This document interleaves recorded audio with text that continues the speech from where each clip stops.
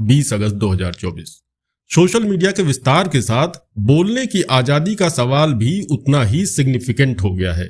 ध्रुव राठी और भारतीय जनता पार्टी के मुंबई प्रवक्ता सुरेश नखुआ के बीच चल रहे कानूनी विवाद ने इस सवाल को और भी अधिक मौजू बना दिया है। ये विवाद एक YouTube वीडियो पर हुआ है, लेकिन इसके पीछे बोलने की आजादी, राजनीति में नैतिकता और सार्वजनिक मंचों पर लैंग्वेज की मर्यादा जैसे सिग्निफिकेंट मुद्दे जुड़े हुए हैं। इस वीडियो में हम इस पूरे मामले की गहराई में जाकर देखेंगे कि ये इंडियन जुडिशियल सिस्टम और बोलने की आजादी के लिए कितना महत्वपूर्ण केस क्यों है। ये मामला तब सामने आया जब ध्रुव राठी ने 7 जुलाई 2024 को माई रिप्लाई टू गोडी यूट्यूबर शीर्षक से एक वीडियो अपने यूट्यूब चैनल पर पोस्ट किया। ध्रुव राठी, जो अपने फैक्ट बेस्ड और फेयर रिपोर्टिंग के लिए जाने जाते हैं, उन्होंने इस वीडियो में बीजेपी प्रवक्ता सुरेश नखुआ को वायलेंट और गालीबाज ट्रोल कहा। इस बयान के समर्थक में राठी ने नखुआ के कुछ पुराने ट्वीट्स का हवाला दिया, जिसमें नखुआ ने कांग्रेस नेता सोनिया गांधी, पत्रकार बरखा दत्त और निधि राजदान के खिलाफ गालियों का प्रयोग किया था। राठी के मुताबिक नखुआ की हिस्ट्री सार्वजनिक मंचों पर ऑफेंसिव लैंग्वेज का इस्तेमाल करने का रहा है और उनका बयान इसी बैकग्राउंड पर बेस्ड था। हालांकि नखुआ ने इस बयान को अपनी मानहानि बताते हुए ध्रुव राठी पर 20 लाख रुपए का हर्जाना मांगते हुए मुकदमा दायर किया। नखुआ का दावा है कि राठी के इस बयान से उनकी प्रतिष्ठा को गंभीर नुकसान पहुंचा है और इसके कारण उनके पर्सनल और प्रोफेशनल लाइफ पर गहरा असर पड़ा है। ध्रुव राठी ने इस मामले में दिल्ली की साकेत कोर्ट में अपना जवाब दाखिल किया। राठी ने क्लियर किया कि उनका बयान नखुआ के पब्लिक कंडक्ट और उनके द्वारा दिए गए बयानों पर बेस्ड था। उन्होंने कहा कि नखुआ का दावा कि उन्हें वायलेंट और ऑफेंसिव कहा गया था पूरी तरह से गलत है। राठी का कहना है कि उन्होंने केवल हिंसक गालीबाज शब्द का इस्तेमाल किया था, जो नखुआ के आचरण को दर्शाता है। राठी के वकील नकुल गांधी ने अदालत में यह तर्क दिया कि नखुआ ने अपने ट्वीट्स में बार बार ऑफेंसिव लैंग्वेज का इस्तेमाल किया है, जिससे यह साबित होता है कि राठी का बयान तथ्यात्मक था। राठी के वकील ने अदालत के सामने नखुआ के कई पुराने ट्वीट्स पेश किए, जिसमें उन्होंने सोनिया गांधी, बरखा दत्त, सुहेल सेठ और कई सारे लोगों के खिलाफ गालियों का प्रयोग किया था। राठी का दावा है कि उन्होंने जो कुछ भी कहा वो नखुआ के पब्लिक कंडक्ट पर बेस्ड था और इसमें कुछ भी मानहानि के लायक नहीं था। ध्रुव राठी ने यह भी कहा कि यह विवाद केवल पर्सनल आरोप प्रत्यारोप का मामला नहीं है, बल्कि ये बोलने की आजादी का मामला है। राठी के मुताबिक एक सार्वजनिक व्यक्ति के आचरण पर टिप्पणी करना एक नागरिक का अधिकार है और इसे मानहानि के रूप में नहीं देखा जाना चाहिए। नखुआ का दावा है कि ध्रुव राठी के बयान से उन्हें व्यापक आलोचना का सामना करना पड़ा है, लोग उनका मजाक उड़ा रहे हैं। नखुआ का कहना है कि राठी के इस बयान के कारण उनकी छवि को गहरा धक्का लगा है और इसके चलते उनके प्रोफेशनल और पर्सनल लाइफ में गंभीर कठिनाइयां आई हैं। नखुआ के वकीलों ने अदालत में यह तर्क दिया कि राठी ने जानबूझकर और चालाकी से इस विवाद को बढ़ावा दिया है ताकि नखुआ की प्रतिष्ठा को धूमिल किया जा सके। नखुआ का आरोप है कि ध्रुव राठी ने अपनी वीडियो में जानबूझकर उन्हें वायलेंट और ऑफेंसिव के रूप में प्रस्तुत किया है, जो कि न केवल गलत है बल्कि उनकी छवि को गंभीर नुकसान पहुंचाने के लिए किया गया था। नखुआ के वकीलों का दावा है कि राठी के इस बयान से नखुआ के खिलाफ समाज में अविश्वास और शंका के बीज बोए गए हैं, जो नखुआ के पर्सनल और प्रोफेशनल जीवन को गंभीर रूप से प्रभावित कर सकते हैं।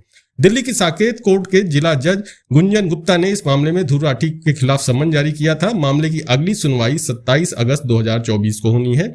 इस मामले में अदालत ने गूगल और एक्स को भी नोटिस जारी किया है ताकि इस विवाद से जुड़े सभी पक्षों को सुना जा सके। राठी ने अपने जवाब में कहा है कि नखुआ ने कई तथ्यों को छिपाया है और कोर्ट को गुमराह करने की कोशिश की है।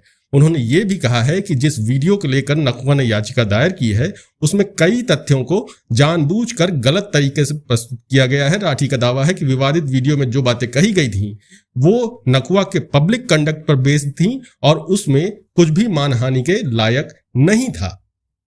लेकिन ये मामला सिर्फ कानूनी लड़ाई तक ही सीमित नहीं है, बल्कि इससे जुड़े कई नैतिक और सामाजिक प्रश्न भी उठते हैं। एक ओर जहां ध्रुव राठी बोलने की आजादी का पक्ष ले रहे हैं, वहीं दूसरी ओर नखुआ अपनी प्रतिष्ठा की रक्षा के लिए लड़ रहे हैं। ये देखना सिग्निफिकेंट होगा कि अदालत इस मामले को किस प्रकार देखती है और इससे बोलने की आजादी के मामले में क्या प्रभाव पड़ता है। इस मामले का एक बड़ा पहलू सोशल मीडिया का प्रभाव भी है। ध्रुव राठी के YouTube चैनल पर लाखों फॉलोअर्स हैं और उनके वीडियो का व्यापक प्रभाव है। राठी के एक वीडियो पर लाखों व्यूज और लाखों लाइक्स मिलने से यह साफ है कि उनकी बातें लोगों तक बहुत तेजी से पहुंचती हैं। इसके साथ ही सोशल मीडिया प्लेटफॉर्मों पर किए गए किसी भी बयान का असर व्यापक हो सकता है। सोशल मीडिया पर राजनीतिक विरोध और टिप्पणियों का ये मामला सिर्फ ध्रुव राठी और सुरेश नखुआ तक ही सीमित नहीं है। ये भारतीय राजनीति और समाज में बढ़ते राजनीतिक ध्रुवीकरण का भी एक उदाहरण है। राठी के वीडियो में कही गई बातें सिर्फ उनकी पर्सनल राय नहीं थी, बल्कि ये उस राजनीतिक माहौल की भी अभिव्यक्ति थी जिसमें वो काम करते हैं। ध्रुव राठी ने खुद को एक निष्पक्ष और साक्ष्य बेस्ड पत्रकारिता के समर्थक के रूप में स्थापित किया है और उनके वीडियो में अक्सर तथ्य और आंकड़े होते हैं जो उनके विचारों का समर्थन करते हैं। इस मामले में भी राठी ने नखुआ के पुराने ट्वीट्स और उनके पब्लिक कंडक्ट का हवाला दिया ताकि यह साबित किया जा सके कि उनका बयान तथ्यों पर आधारित था।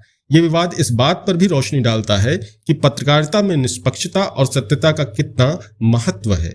एक पत्रकार या एक टिप्पणीकार के रूप में राठी ने जो भी कहा वो उनके शोध और उनके तथ्यों पर आधारित था। वहीं सुरेश नखुआ, जो कि भारतीय जनता पार्टी के मुंबई के प्रवक्ता हैं, अपने विवादास्पद बयानों और सोशल मीडिया पर की गई टिप्पणियों के कारण कई बार सुर्खियों में रहे हैं। नखुआ के राजनीतिक करियर में उनकी आक्रामक और तीखी लैंग्वेज के लिए उनको जाना जाता है, जो कई बार विवादों का कारण बनी है। उनके बयानों ने न केवल विरोधियों के बीच बल्कि मीडिया और आम जनता के बीच भी उनको आलोचना का पात्र बनाया है। सुरेश नखुआ के विवादास्पद बयानों में से एक प्रमुख उदाहरण कांग्रेस की पूर्व अध्यक्ष सोनिया गांधी के खिलाफ उनकी टिप्पणियां हैं। नखुआ ने सोनिया गांधी पर सोशल मीडिया के माध्यम से कई बार पर्सनल हमले किए हैं। उनकी टिप्पणियों में अक्सर कांग्रेस और उसके नेताओं के खिलाफ तीखे शब्द होते हैं जिनमें वो कांग्रेस पार्टी को निशाना बनाते हैं। सोनिया गांधी पर की गई इन टिप्पणियों के कारण नखुआ को कांग्रेस समर्थक और कई राजनीतिक विश्लेषकों की तीखी आलोचना का सामना करना पड़ा है। कई लोगों का मानना है कि नखुआ की टिप्पणियां न केवल असंवेदनशील हैं बल्कि वो राजनीतिक असहमत को पर्सनल हमलों के स्तर तक ले जाती हैं। नखुआ के इस आचरण ने उनके खिलाफ कई बार नाराजगी पैदा की है और उनकी पार्टी की भी छवि को नुकसान पहुंचाया है। नखुआ का विवादास्पद आचरण केवल राजनीतिक विरोधियों तक ही सीमित नहीं है। उन्होंने कई बार पत्रकारों के खिलाफ भी आपत्तिजनक लैंग्वेज का इस्तेमाल किया है। नखुआ ने बरखा दत्त, निधि राजदान और कई प्रमुख मीडिया हस्तियों के खिलाफ सोशल मीडिया पर कई बार ऑफेंसिव टिप्पणियां की हैं। उनके ट्वीट्स में पत्रकारों पर पर्सनल हमले और उनके प्रोफेशनल आचरण पर सवाल उठाने जैसी बातें शामिल होती हैं। इन टिप्पणियों ने नखुआ को मीडिया जगत में कड़ी आलोचना का सामना करना पड़ा। कई पत्रकारों और मीडिया संगठनों ने नखुआ के इस रवैये की निंदा की और इसे प्रेस की आजादी पर हमला करार दिया। इतना ही नहीं, सुरेश नखुआ के विवादास्पद बयानों में से एक और पहलू उनकी टिप्पणियों में मुस्लिम समुदाय को निशाना बनाना है। नखुआ ने सोशल मीडिया पर मुस्लिम समुदाय के खिलाफ कई बार आपत्तिजनक और भड़काऊ टिप्पणियां की हैं।